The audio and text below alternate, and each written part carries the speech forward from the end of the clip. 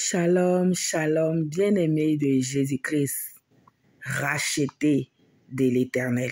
Oui, nous sommes les rachetés de l'Éternel. Nous qui croyons en lui, nous qui avons mis notre confiance en lui. Jésus-Christ nous a rachetés pour Dieu, de sorte que nous sommes enfants de Dieu, nous sommes fils de Dieu. Que la gloire lui soit rendue pour ce privilège qu'il nous accorde. C'est un privilège, c'est une grâce. Bien-aimé, on peut avoir tout l'or du monde, on peut avoir tous les trésors du monde, mais celui qui n'a pas Jésus-Christ, c'est comme s'il n'avait rien. C'est comme s'il n'avait rien. Alors je t'encourage, bien-aimé, si tu ne le connais pas encore, à le chercher. La Bible dit qu'il se laisse trouver à celui qui le cherche. Cherche Jésus-Christ et tu le trouveras. Et tu verras qu'il est un ami, qu'il est un consolateur, qu'il est un guide, il est un bouclier, il est un défenseur. C'est un ami fidèle, un ami qui est là dans les bons comme dans les mauvais moments. Aujourd'hui, pour pouvoir trouver un ami sur lequel compter, un ami qui peut être présent à tous les événements de ta vie, c'est pas facile. Un ami qui ne déçoit pas, un ami qui ne trahit pas, qui est toujours disponible. Bien-aimé, c'est pas évident de trouver un tel ami. Et je t'encourage à donner ta vie à Jésus-Christ. C'est ça le but. C'est ça l'objectif de la chaîne Jésus et son salut pour tous. C'est d'annoncer Jésus-Christ. C'est d'emmener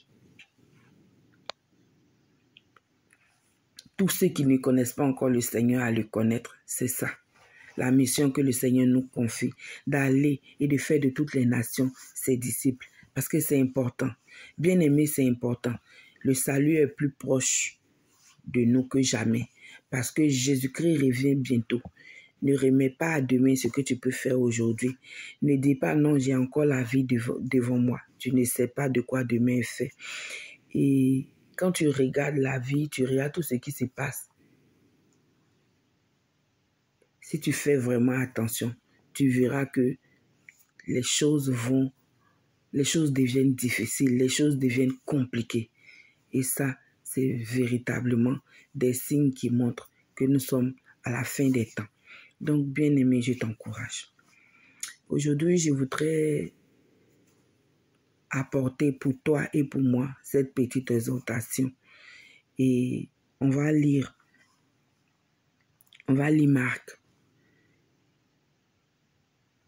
Marc le chapitre 8, On va lire le verset 27, du verset 27 au verset 29.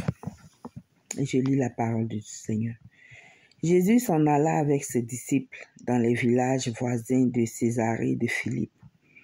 Il leur posa en chemin cette question.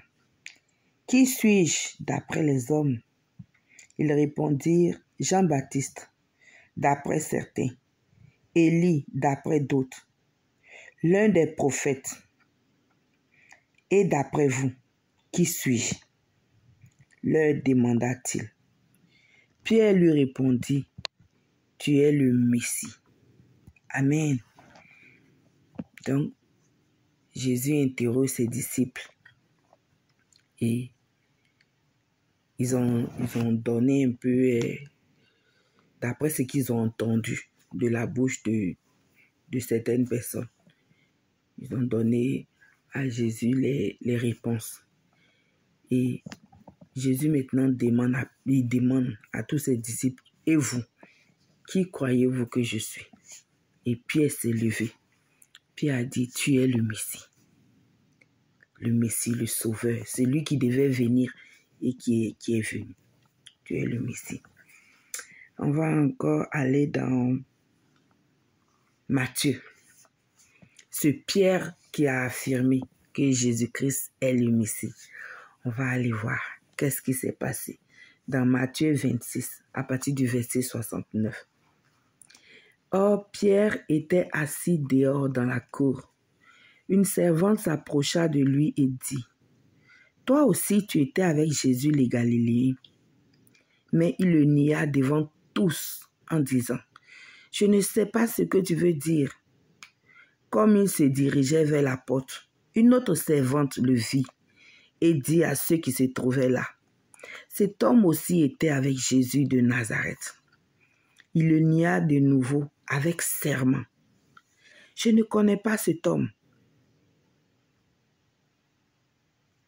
Peu après, ceux qui étaient là s'approchèrent et dirent à Pierre, « Certainement, toi aussi, tu fais partie de ces gens-là, car ton langage te fait reconnaître. » Alors il se mit à jurer en lançant des malédictions. « Je ne connais pas cet homme. » Aussitôt, un coq chanta. Pierre se souvint alors de ce que Jésus lui avait dit. « Avant que le coq chante, tu me réuniras 3 fois. » Il sortit et pleura amèrement. Amen. Bien-aimé, l'homme est changeant. Face à certaines difficultés, face à certaines situations, l'homme change. L'homme change. C'est le même Pierre qui affirmait lorsqu'ils étaient entre eux, c'est-à-dire les disciples, entre eux les disciples et Jésus, ce Pierre-là, il a affirmé que Jésus était le Messie. Mais lorsque il y a eu problème, il y a eu difficulté, ce Pierre a changé de langage. Ce même Pierre. Et ce passage-là, ce passage, suit l'arrestation de Jésus-Christ.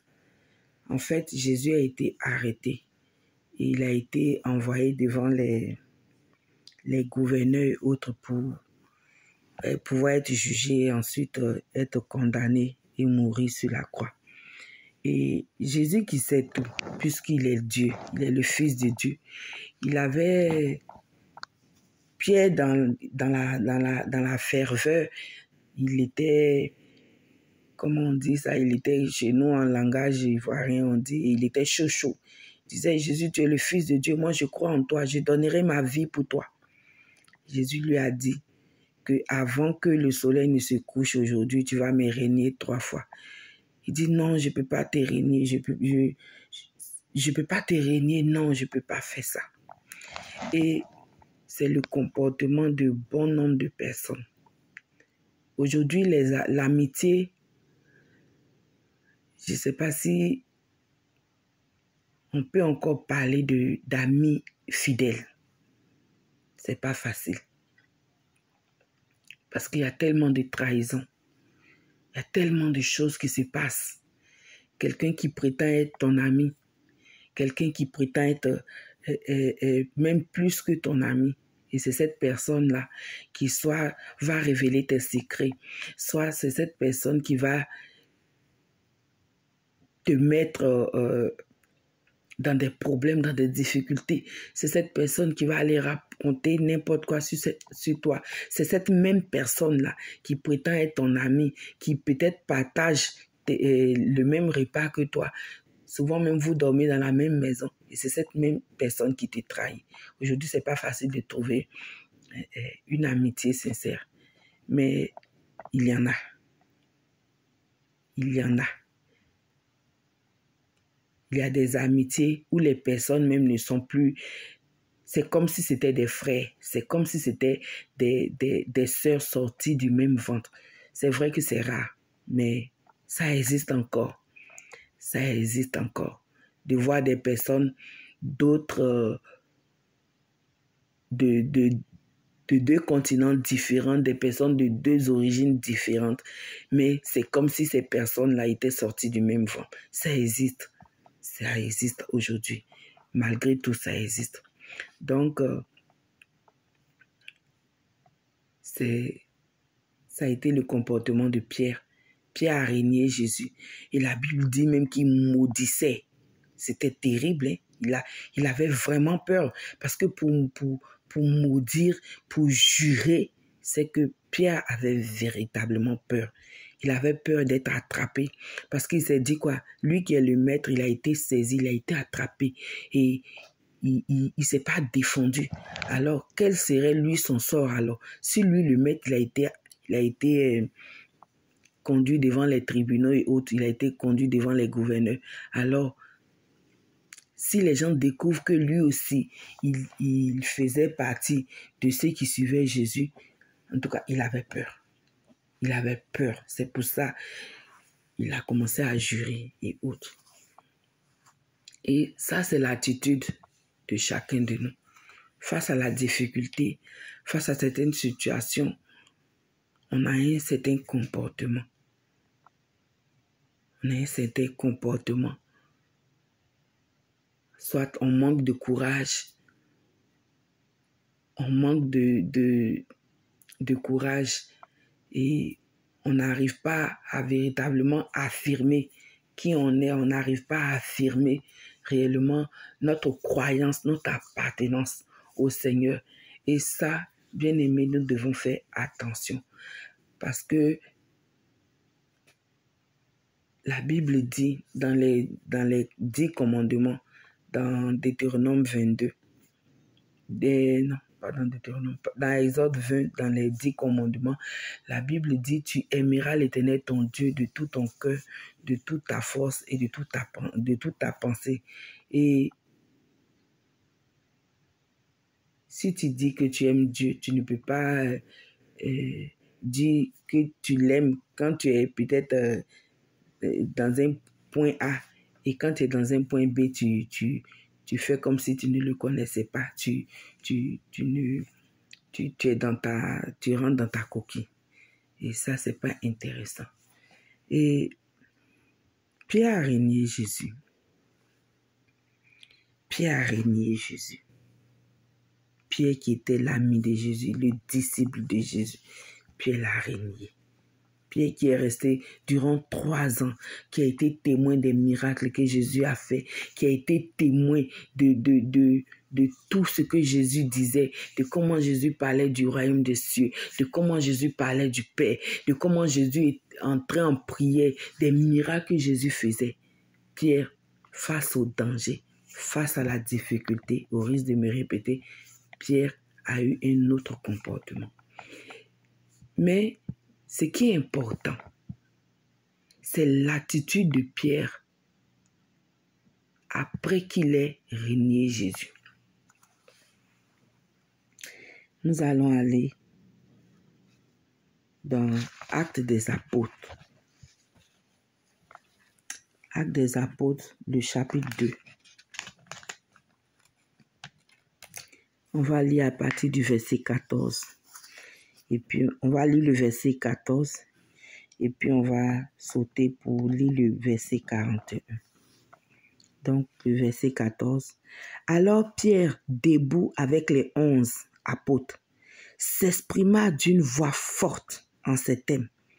Hommes de Judée, et vous tous qui séjournez à Jérusalem, comprenez ce qui se passe et prêtez l'oreille à mes paroles. On peut même continuer jusqu'au 15. Ces gens ne sont pas ivres, comme vous le supposez, car il est 9 heures du matin. Mais maintenant se réalise ce qu'a dit le prophète Joël. Dans les derniers jours, dit Dieu, je déverserai de mon esprit sur tout être humain. Vos fils et vos filles prophétiseront. Vos jeunes gens auront des visions et vos vieillards auront des rêves. Amen. Le verset 41. Ceux qui acceptaient sa parole furent donc baptisés. Et ce jour-là, le nombre des disciples augmenta d'environ 3000 personnes. Ils persévéraient dans l'enseignement des apôtres, dans la communion fraternelle, dans la fraction du pain et dans les prières. Amen. Actes des apôtres, ça c'est après la résurrection de Jésus-Christ de Nazareth. Donc Jésus est ressuscité 3 jours après qu'il soit mis au tombeau, il est ressuscité. Il est monté au ciel. Et puisqu'il est amour, il nous a promis le Saint-Esprit.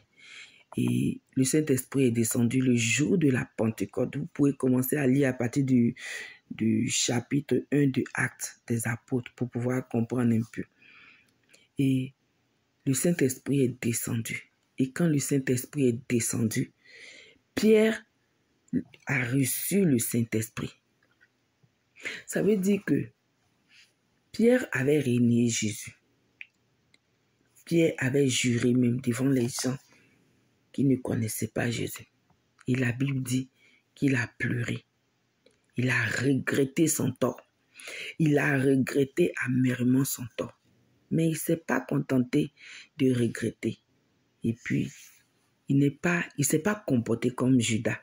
Judas, après avoir vendu Jésus, il est allé se pendre. Quand il a réalisé que ce qu'il avait fait était grave, il voulait aller se racheter. Il était même allé pour redonner l'argent qu'on lui avait donné parce qu'il avait montré le lieu où Jésus était. Il avait vendu Jésus. Donc, il voulait comment on peut dire, il a regretté. Il a regretté ce qu'il avait fait et il voulait comme se racheter autre. Mais bon, il n'est pas allé jusqu'au bout et il est allé se pendre. Mais Pierre, qui a renié Jésus, Pierre, lui, il s'est repenti. Il a pleuré, il a demandé pardon. Et il n'est pas resté dans cet état-là. Dieu lui a fait grâce. Et Dieu lui a pardonné. De sorte que ce même Pierre-là, il a reçu le Saint-Esprit. Et quand il a reçu le Saint-Esprit, c'est lui qui s'est mis devant des milliers de personnes. Et il n'avait plus peur. Il n'avait plus peur d'affirmer qu'il croyait en Jésus, qu'il croyait que Jésus était le Messie. Il n'avait plus peur d'affirmer son appartenance à Jésus-Christ. Il n'avait plus peur de proclamer devant des milliers de personnes qui croyaient en Jésus-Christ. Et la Bible dit, pour qu'on puisse comprendre que vraiment il y avait plusieurs personnes, la Bible dit qu'il y a 3000 personnes qui ce jour-là, après le discours de Pierre, il y a 3000 personnes qui se sont converties, qui ont accepté le Seigneur Jésus-Christ comme leur Seigneur et leur Sauveur. Alors, bien-aimés, je voudrais qu'on parle de quelque chose qui m'est venu en tête lorsque je préparais ce message-là. C'est le recyclage. Le recyclage. Vous savez, la Bible, c'est la parole de Dieu. Et vraiment, il y a tout dans la Bible. La Bible dit que rien de nouveau. Il n'y a rien de nouveau. Tout ce qui se passe aujourd'hui, tout ce que nous voyons aujourd'hui, tire son origine de la Bible. Et c'est quoi le recyclage? Donc, je suis allée chercher recycler. Recycler, c'est mettre dans un cycle neuf pour être réutilisé. Si on veut donner une explication, on va dire terre à terre, c'est quoi? Le recyclage concerne tout ce qui est déchets. Les choses qui, normalement, devaient être mises à la poubelle, devaient être jetées, devaient être détruites. Et ces choses-là sont récupérées et sont transformées. Je peux prendre l'exemple, par exemple, des vieux jeans qu'on porte. On peut peut-être enlever la partie peut-être qui est déchirée, la partie qui n'est plus correcte. Et puis, on peut transformer pour en faire des sacs, des petits sacs, soit pour mettre des stylos pour essayer de ranger un peu certaines choses. Il y a aussi les pneus. Je suis allée sur Google et j'ai vu un peu des images des pneus qu'on peint et qu'on transforme en soit des, comme on appelle ça même, des divans. Ils essaient de transformer pour que ça devienne des divans. Ou bien aussi, ça peut être ils peuvent le décorer avec la peinture, avec vraiment de la créativité et ça devient un objet de décoration.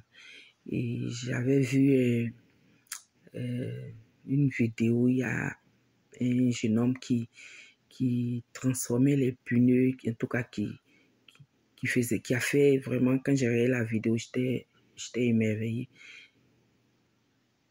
du produit fini, en tout cas de ce qu'il faisait avec les pneus.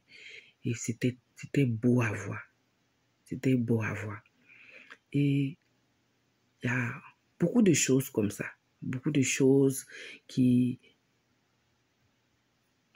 qu'on devait jeter à la poubelle, mais qui sont transformées, comme les boîtes de conserve. On peut les transformer pour mettre soit les ustensiles dedans. Il y a tellement de choses. Il suffit d'avoir de l'imagination, d'avoir du temps.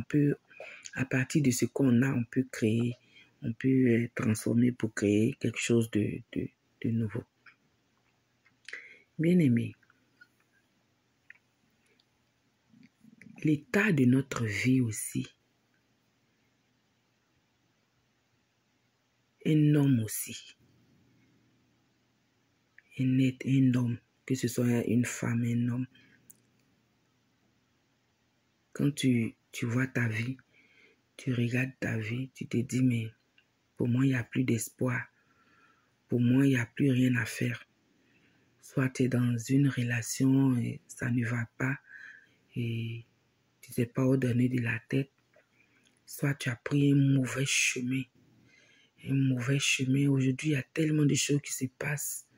Il y a l'homosexualité, il y a la masturbation, il y a tellement de vices, tellement de choses, l'adultère et autres.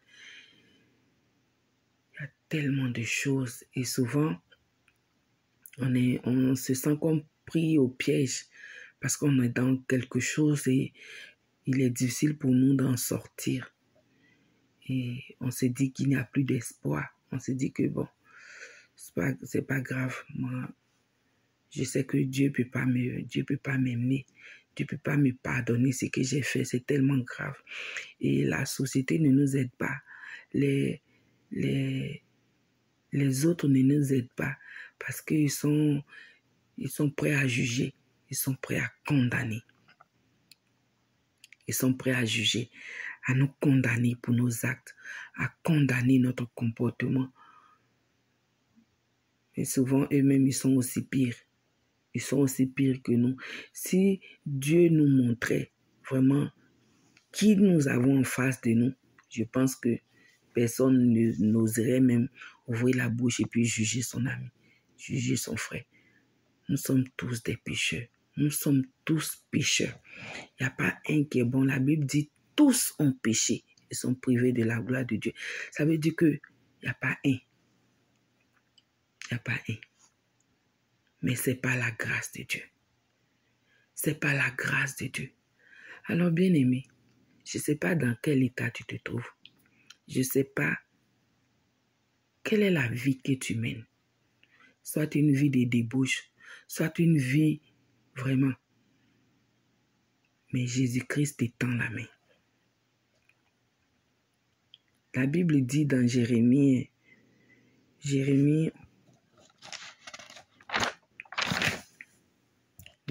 30, le verset 18, le Seigneur dit qu'il rebâtit ses d'anciennes ruines. On va lire.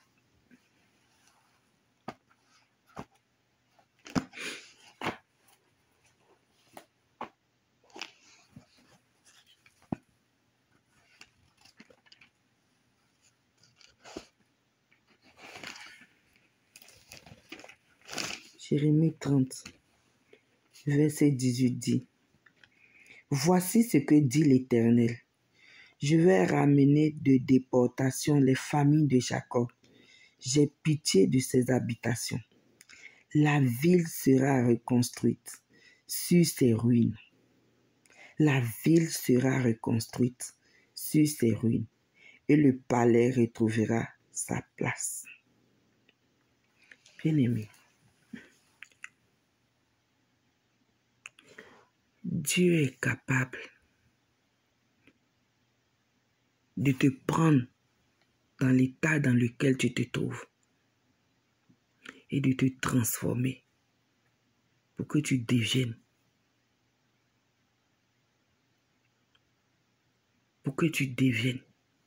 un homme selon son cœur. Dieu est capable de cela. La Bible dit que Dieu ne fait acception de personne. Oui, Dieu est capable de te prendre. Il te tend même la main. Le fait que tu sois en vie, malgré ce que tu fais, malgré l'état dans lequel tu es, malgré le chemin que tu as pris, le mauvais chemin que tu as pris, mais Dieu te donne la vie. La Bible dit que Dieu fait lever le soleil sur les bons comme sur les méchants. Parce qu'il veut que tu quittes ton état de péché et que tu viennes à lui. Que tu viennes à lui. Bien aimé, d'après ce que j'ai appris, c'est dans la saleté là qu'on trouve les diamants. C'est dans les déchets là. Tous ceux qui vont pour, en tout cas, à la recherche des diamants, c'est dans les déchets qu'ils les trouvent. Pas les déchets, soit de nourriture ou autre, mais en tout cas, ça, le lieu où on extrait le diamant, là, c'est pas un lieu qui est propre. Bien aimé, il y a un diamant en toi. Il y a un diamant en toi. C'est vrai que tout autour, il y a la saleté. Il y a beaucoup de choses. Mais Dieu veut prendre ce que tu es, te transformer pour en faire quelque chose de bien. Alors ne laisse pas le diable te dire que pour toi est fini. C'est ce qui s'est passé avec Judas. Il était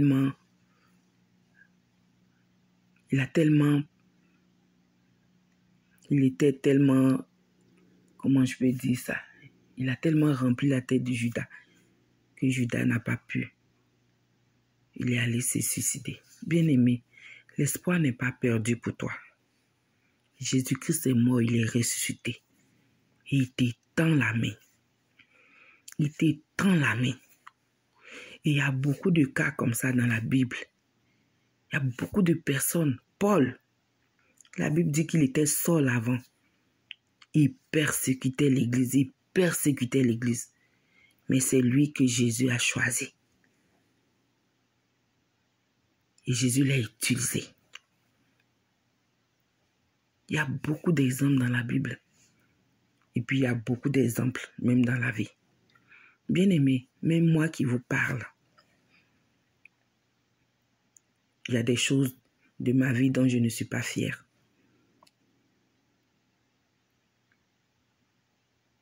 J'ai rencontré le Seigneur quand j'avais 15 ans.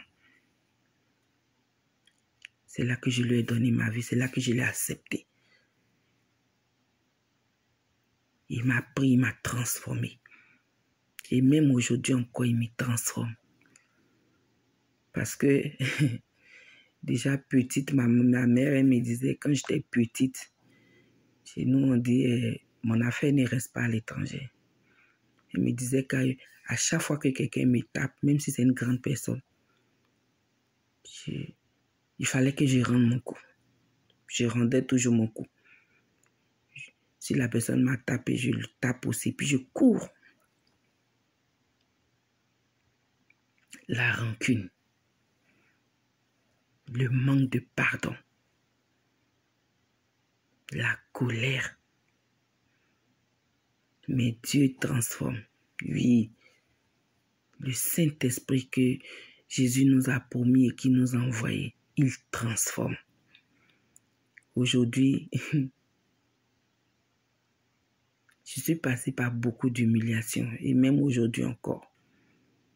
Que ce soit dans le cadre du travail, que ce soit dans un autre cadre. Mais je ferme les yeux sur certaines choses. Je garde le silence face à certaines choses. Et même souvent quand on va dire, je me défoule, après j'ai des regrets. Le Seigneur transforme. Personne n'est juste.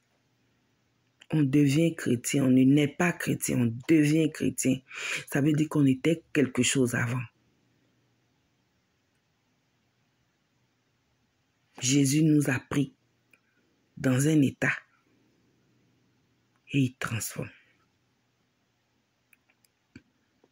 Comme Nicodème pouvait le dire, mais comment je peux naître de nouveau? Bien-aimé, ce n'est pas que tu vas aller rentrer encore dans le ventre de ta mère pour t'accoucher, non. Mais comme Pierre, prends conscience de ton état. Prends conscience de tes erreurs. Demande pardon au Seigneur. Il se laisse trouver par celui qui le cherche. Demande-lui pardon. Réponds-toi de tout ce que tu as fait. Si tu peux même réparer tes torts. Les torts que tu as commis. Et puis, accepte le Seigneur. C'est lui seul. C'est lui le meilleur guide et c'est lui seul qui pourra te transformer. Un homme ne peut pas te transformer. Bien-aimé, si tu n'as pas encore donné ta vie à Jésus-Christ et que tu veux le faire, je t'invite à faire cette prière.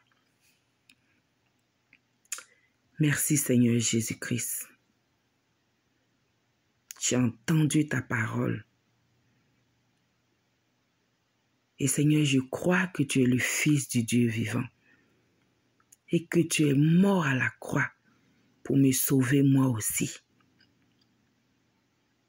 Je reconnais mes torts, je reconnais mes transgressions, je reconnais que je suis pécheur et que j'ai fait tellement de mauvaises choses. Mais je viens à toi afin que par ton sang tu me laves, tu me purifies et que tu me donnes de devenir enfant de Dieu.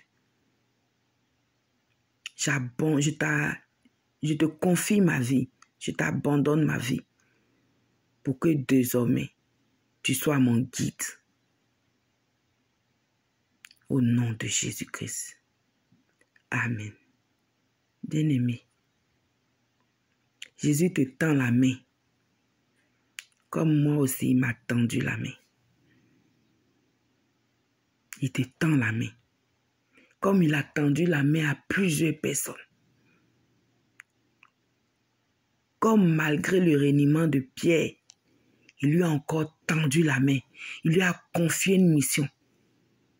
Ce Pierre-là qui avait régné Jésus. Plus tard, ce Pierre-là a affirmé devant des milliers de personnes son appartenance à Jésus-Christ, sa foi en Jésus-Christ. Et il a gagné des âmes pour Jésus-Christ. Ce qui est passé.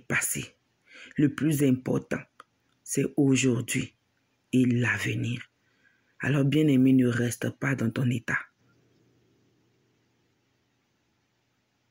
Mais saisis la main de Jésus-Christ et deviens une nouvelle créature. Le Saint-Esprit est là pour te conduire. Le Saint-Esprit est là pour t'aider. Jésus tient ses promesses. Il a dit, je suis avec vous tous les jours, jusqu'à la fin du monde. Si tu l'invites dans ton cœur, il sera toujours avec toi. Shalom, bien-aimé.